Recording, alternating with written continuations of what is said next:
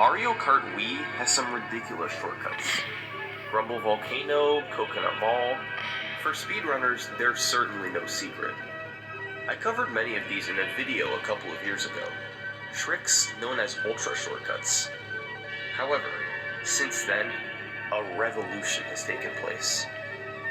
Since 2019, ultra shortcuts in Mario Kart Wii have been discovered at a rate never before seen. Many of them are only theoretically possible, using inputs so precise they can't normally be done, but they break the game in ways unimaginable to most. This is the story of the ultra shortcut revolution.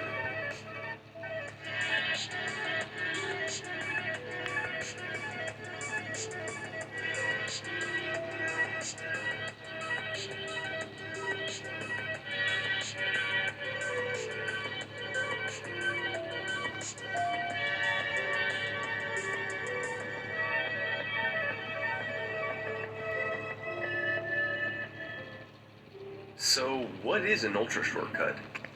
Well, naturally, it's a shortcut that skips a large portion of the track. But as you'll see in a minute, there's actually a bit more to it than that.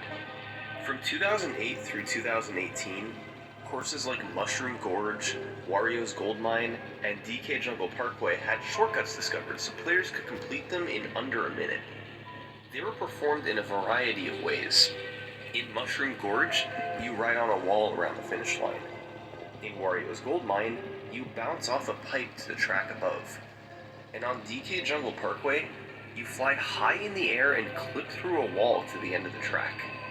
Over the course of about a decade, massive shortcuts like these were discovered at the rate of about one per year on a variety of tracks. Slowly but surely, more and more of the game's 32 courses had ultra shortcuts discovered. For years, that was the state of Mario Kart Wii. And then, in 2019, a revolution began. For a multitude of reasons, ultra shortcuts were discovered more rapidly than ever before. They all had to do with the game's faulty checkpoint system. And to see how it works, we're going to look at one of the most broken tracks in Mario Kart Wii. This is Sherbert-Land.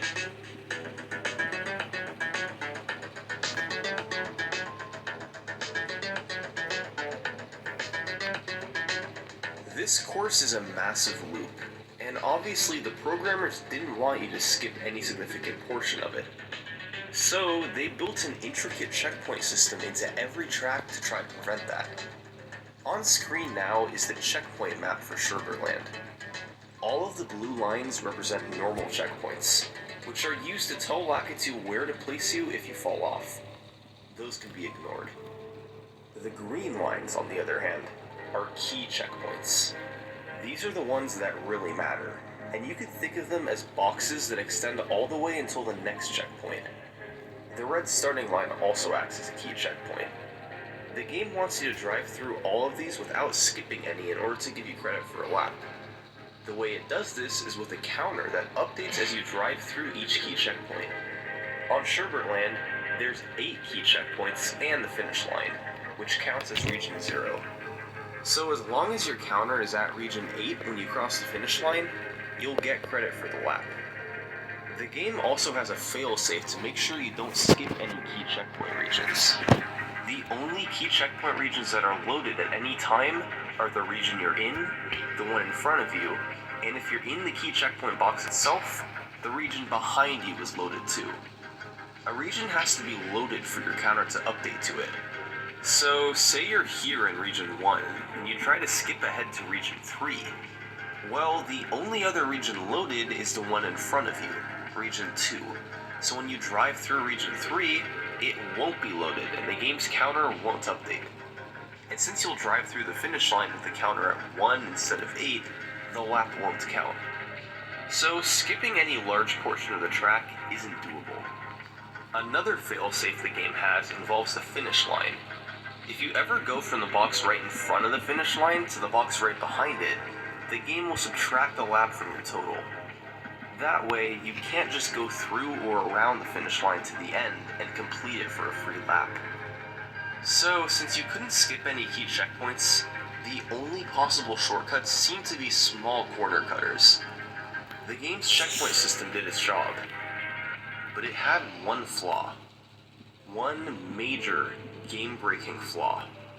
If you start any shortcut from key checkpoint region 0, right in front of the finish line, the key checkpoint box behind you is still loaded, region 8. So you can skip a massive portion of the track, and as long as you started in that first box, your counter can still be updated to region 8, and the lap will count. Shortcuts that abuse this specific glitch are classified as ultra shortcuts. And sure enough, Sherbertland has one that's possible. This is the Sherbertland Ultra Shortcut.